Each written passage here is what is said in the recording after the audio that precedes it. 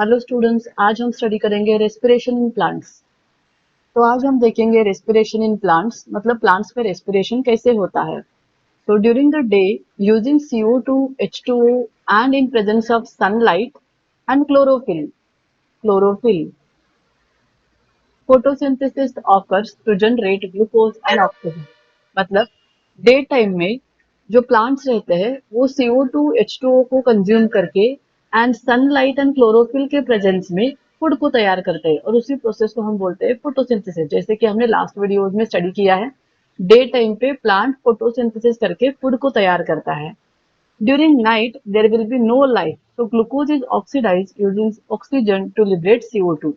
तो जब रात का टाइम रहता है तब सनलाइट तो रहता नहीं, तो प्लांट्स क्या करते हैं, जो भी ग्लूकोज उन्होंने डे टाइम में तैयार किया है वही ग्लूकोज को रात के टाइम में ऑक्सीडाइज करते हैं बाय यूजिंग ऑक्सीजन।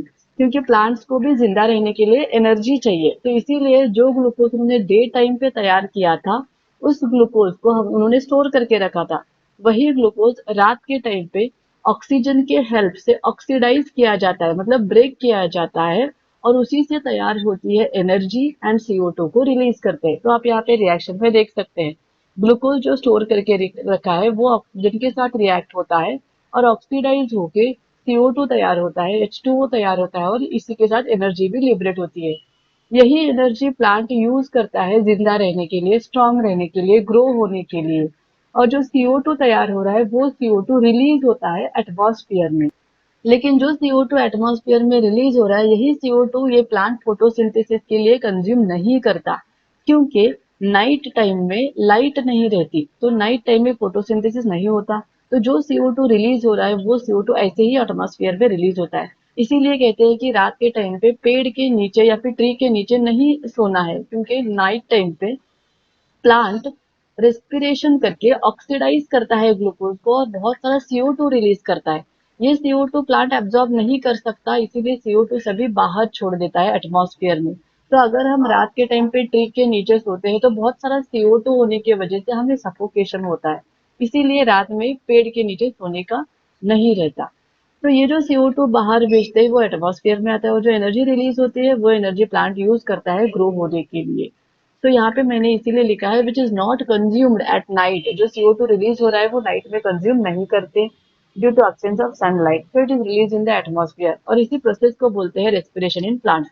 तो इसी तरह से प्लांट्स में रेस्पिरेशन होता है, ग्लूकोज को ऑक्सीजन के प्रेजेंस में ब्रेक करके CO2, H2O और एनर्जी रिलीज होता है। यही प्रोसेस ह्यूमन बींग में भी होता है, बट ड्यूरिंग डे नाइट सब और 24 आवर्स होते रहता है, और प्लांट में यही प्रोसेस सिर्फ नाइट टाइम में होता है। तो एक्सचेंज ऑफ गैसेज प्लांट्स कैसे होता है, तो जो भी अभी CO2 यहाँ पे रिलीज हुआ है तो वो CO2 प्लांट्स बाहर कैसे भेजता है, और जिसको ऑक्सीजन चाहिए था प्लांट को तो वो ऑक्सीजन अंदर कैसे लेता है, उसी को हम बोलते हैं एक्सचेंज ऑफ गैसेस। तो ये जो एक्सचेंज ऑफ गैसेस है ये 3 टाइप से होता है। वो रूट के भी हेल्प से होता है, स्टेम के भी हेल्प से होता है और लीव्स के भी हेल्प से होता है। रूट में जो एक्सचेंज ऑफ गैस होता है वो होता है डिफ्यूजन के प्रोसेस से।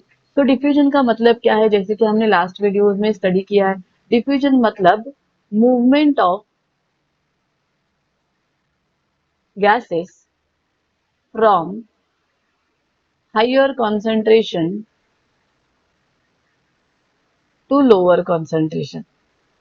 तो इसका मतलब है movement diffusion, movement of gases from higher concentration to lower concentration. जहां पे गैसेस ज्यादा है वहां से जहां पे गैसेस कम है उस तरफ मूव करते हैं और उसको बोलते हैं डिफ्यूजन। तो जैसे ही रात में यहाँ पे रेस्पिरेशन होता है तो रूट्स के अंदर बहुत सारा CO2 तैयार हुआ रहता है और वो CO2 प्लांट बाहर भेजता है थ्रू डिफ्यूजन। वैसे ही स्टेम में भी होता है, स्टेम में भी ये प्रोसेस डिफ्यूजन के ही थ्रू ही होता है। और ये जो डिफ्यूजन हो रहा है ये कैसे होता है, स्टोमेटा के थ्रू या फिर लेंटिसेल्स के थ्रू भी होता है। स्टोमेटा क्या है ये हमने हमारे लास्ट वीडियोस में देखा है, चाहे तो आप वो वीडियो देख सकते हैं।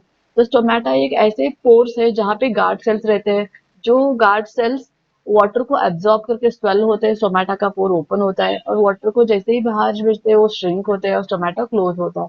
तो जब भी स्टोमेटा ओपन रहता है वो गैसेस एक्सचेंज के लिए हेल्प करता है। वो ऑक्सीजन को अंदर लेता है, CO2 को अंदर लेता है और ऑक्सीजन को बाहर छोड़ देता है डे टाइम, और रात के टाइम पे वो ऑक्सीजन को अंदर लेता है और CO2 को बाहर छोड़ देता है। और एक सेल रहते हैं वो है लेंटिसेल्स। ये लेंटिसेल्स स्मॉल पोर्स रहते हैं जो आपको स्टेम पे भी दिखेंगे, रूट्स पे भी दिखेंगे, स्मॉल सेल्स। तो थ्रू लेंटिसेल्स भी रेस्पिरेशन होता, सॉरी, एक्सचेंज ऑफ गैसेस होता है। तीसरा जो पार्ट है वो है लीव्स। लीव्स में तो लोअर एपिडर्मिस में बहुत सारे स्टोमेटा रहते हैं, तो स्टोमेटा ही डिफ्यूजन होता है और गैसेस का एक्सचेंज होता है। तो ये था respiration in plants. Thank you. इस वीडियो को लाइक, शेयर एंड सब्सक्राइब कर देना।